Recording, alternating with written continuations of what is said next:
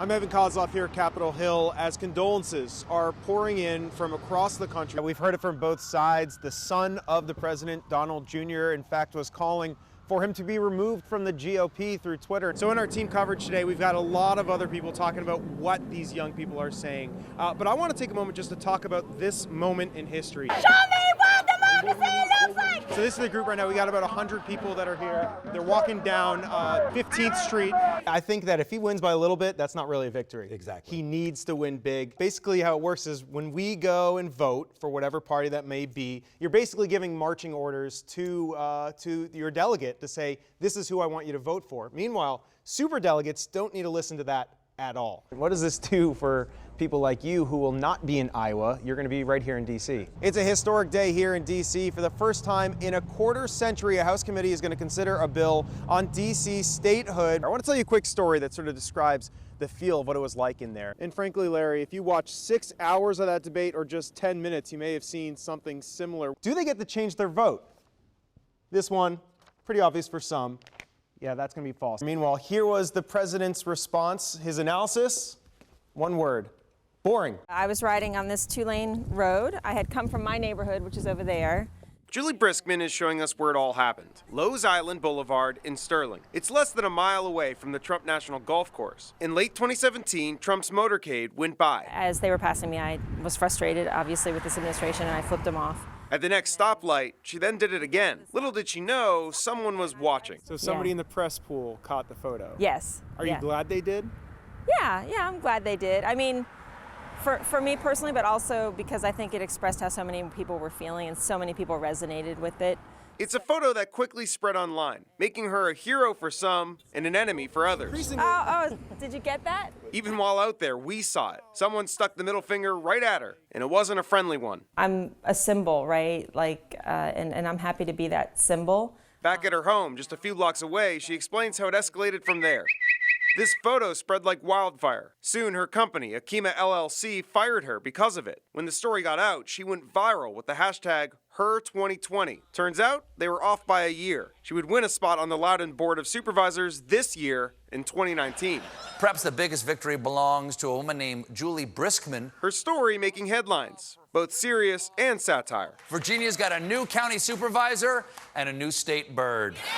If you could take it back and not hold up that middle finger, keep your job, would you rather have done that, or are you happy where you ended up?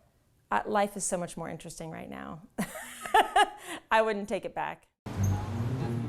Outside the Russell Senate building, a small group of young people are huddling together. They're talking game plan. Moments later, they're heading inside, bringing their message to lawmakers. That's when the singing begins. They're singing to Jata Freeman. Here in the office of Democratic Colorado Senator Michael Bennet, Jata makes her point. My birthday is tomorrow. I will be turning 18, and with that comes the ability to vote. And so I would just want my vote to matter, my voice to count as a D.C. resident. These advocates are part of a group called 51 for 51. They're fighting for statehood, just like many before them. But what makes the group unique is their strategy. They're trying to change the rules in the Senate. And this is when it could get a little bit complicated. So let's slow things down and dive into Civics 101. Typically in the Senate, you need 51 votes, a simple majority. But complicating the matter is something called the filibuster. If just one senator takes the floor and keeps talking, he or she could theoretically delay a vote indefinitely. And there's only one way to stop a filibuster. It's something called a vote of cloture. That is 60 senators coming together and voting that the filibuster should end. And this brings us to the group's plan. They want to change the rules in the Senate and get rid of the filibuster for bills relating to D.C. statehood. That would mean they would only need 51 votes, not 60. We need to have a vote. We need to have a voice, especially because all of this is happening in our city, but we don't matter. We don't have a voice in what's going on. And this idea of getting rid of the filibuster is certainly not unprecedented. In fact, over the last decade, lawmakers have been chipping away at the filibuster. And there's blood on both sides of the aisle. First, in 2013, it was the Democrats. Frustrated by GOP resistance, Senate Majority Leader Harry Reid triggered the so-called nuclear option for the first time. They voted to change the rules so that you only needed 51 votes to confirm lower-level nominees in the executive and the judiciary. 4 years later, this would come back to bite them. The The Republicans were now in charge. And Senate Majority Leader Mitch McConnell led his party to use the nuclear option once again, this time to confirm Supreme Court justices with just 51 votes. So in a way, this is just a continuation of a trend. So says Alan Morrison, the Associate Dean at George Washington University's Law School. He says this is just yet another attempt to weaken the filibuster. Until the filibuster rule was changed by the Democrats during the Obama administration, nobody wanted to touch the filibuster rule. Once you start to unravel the filibuster with one party, there's no way you can put it back together again. And that's why some have called this a slippery slope. If you're going to get rid of the filibuster for statehood, what's going to be next? Thank you, Senator Warren. I want to come to you next. And there is some truth to this. At last week's debate, Democratic candidate Elizabeth Warren expressed her support for ending the filibuster for gun reform bills. Unless we're willing to address that head on and roll back the filibuster. A month earlier, Senator Reid, who's now retired, wrote this op-ed in the New York Times, calling to abolish the filibuster altogether. Good morning, everybody. Thank you. Then there's Senator Michael Bennet. He's been outspoken in his concern about changing these rules for partisan reasons. He's actually in support of statehood and many progressive ideals, just not this way. He was unavailable for an on-camera interview, but sent us this statement, writing, "If we eliminate the filibuster to get our own way, we then have to accept the fact that Republicans can use that rule change to achieve any of their goals." Continuing, instead of focusing on changing the rules, we should be focused on creating a constituency for change and developing bipartisan solutions. And yet, these advocates continue to look for support among those running for president. They've been traveling the country, lobbying candidates like Bennett, trying to get their support. Here they were in Iowa, making their case to Democrat frontrunner Joe Biden, who's still yet to commit to this approach. So far, they have 8 of the current candidates on board. Jata says these conversations matter, because it's the only way these lawmakers will hear their perspective. And it's not fair for DC residents to not have a vote because of somewhere we decide to live. It's not fair, and it's a human rights issue, and we have to fix this. When it comes to politics, misinformation is everywhere, and that's why the Verify team is here to find the truth. Today, we're talking about this moment, which has been making headlines since Tuesday. Speaker of the House, Nancy Pelosi, tearing up the State of the Union speech. That prompted our president to say this Friday afternoon. It's an official document. You're not allowed. It's illegal what she did. And it's not just Trump. Online, you'll find dozens of posts like this, claiming that Pelosi committed a felony. Dan B. from Hagerstown, Maryland, reached out to our team to ask too, wondering if Pelosi's copy was truly an official document. So let's verify. Did Nancy Pelosi really break the law by ripping up that speech? Here are our sources for this one. Victoria Norris from Georgetown Law and Gerald Treese from South Texas College of Law in Houston. They both agree. Pelosi did not violate the U.S. Code. First off, Norris says that the speaker was given a copy of the speech, saying the president's copy will be the official presidential record that's going to be heading to the National Archives. And Treese said we should think of this like the Bill of Rights. It would obviously be illegal to damage the original, but copies of the document can be shredded no problem. And the National Archives confirmed they will receive the president's copy to place in their permanent record. So we can verify. Our experts say false. Pelosi did not commit a crime by ripping up that speech. No matter how many showers you take, how do you get all that off once it's in your system? I hope and pray that the generations now and in the future never, ever, ever see anything like this in their lifetime.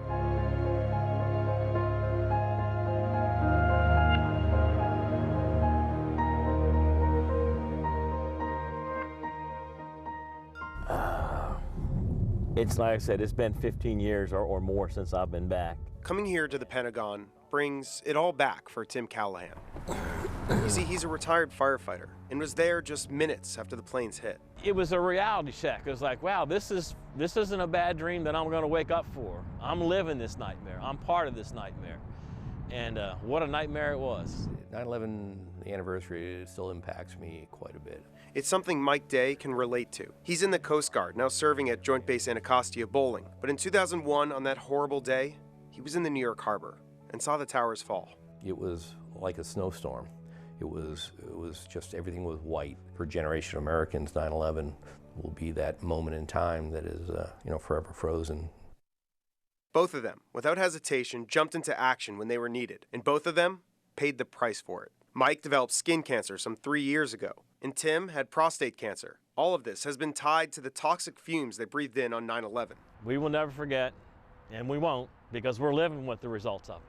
You know, I could show you my scars. And this is when we have to tell you about 3 incredibly important letters. The VCF, short for the Victim Compensation Fund. It was created in 2001, shortly after the attacks, to compensate families of those who died on 9/11. But soon it became clear that people were getting sick, respiratory problems, cancers, and so the program was expanded to help them as well. As the number of victims grew, Congress was forced to refill the fund twice, once in 2010 and again in 2015. But here's the problem. People keep getting sick, especially with cancers, and many people are dying because of their illnesses. And so that pot is just getting drained. Of the $7.4 billion that was added in 2015, just over $2 billion remains. And remember, this needs to last until 2020. And so massive cuts were announced in February. 50% to all pending claims and 70% to any new claims. Just think about that. That means if you were going to get $100 on a new claim, now you're getting $30. I just find it ironic, you know, as I've hear the 9/11 never forget, and yet here it is not even 20 years later, and it feels like it's being forgotten. Stick to our mission. And that brings us here to the Capitol. All right, let's just head down. Where these first responders Grab it. are trying to get Congress to allocate more money to the fund. They invited us to shadow them. I think it's like a hearing room or something, right? Leading the House crew is Rob Serra, a retired firefighter from New York City. I'm here because I can be. There's other people who can't be, you know. I have very close friends who are in the hospital on dialysis, you know, and they need to be fought for. It's been all over the news. This group tracked down congressmen, sometimes in pre-planned meetings. We'd like to see his name on the website by the end of the week. That'd be great. And sometimes in the hallways. And I feel good about it. And here's the good news. The bill already has enough co-sponsors in the House to pass. Senator Hoven's office. Right? The question is here in the Senate, where Rich Palmer, a former firefighter, is meeting with some high-profile lawmakers. We're talking about people like Portman, Rubio, Graham, and McConnell. Do you feel sort of uncomfortable here, or do you feel like this is where you're supposed to be? That's where I'm supposed to be. I've been doing this my 95th trip. And here's the math in the Senate. Any bill needs 60 votes to pass. Right now, they have just 40 co-sponsors, 32 Democrats and 8 Republicans. So to pass, they need 20 more senators to get on board. We're here to get a bill passed. It's that simple. John Fields, another former firefighter, and has been leading this type of lobbying trip since 2005. He says it's personal. People are sick and dying still, 18 years later from 9/11, and it's not getting better. It's going to get worse. You can take the fight to the doorsteps of D.C. You can. This is our house. They work for us. It's a no-brainer. Back at the Pentagon, Tim is hopeful that Congress will step up and help those that were there for all of us on 9/11. Congress controls the purse strings. They need to manage the money. Put the money where your mouth is. You said never forget, then don't forget.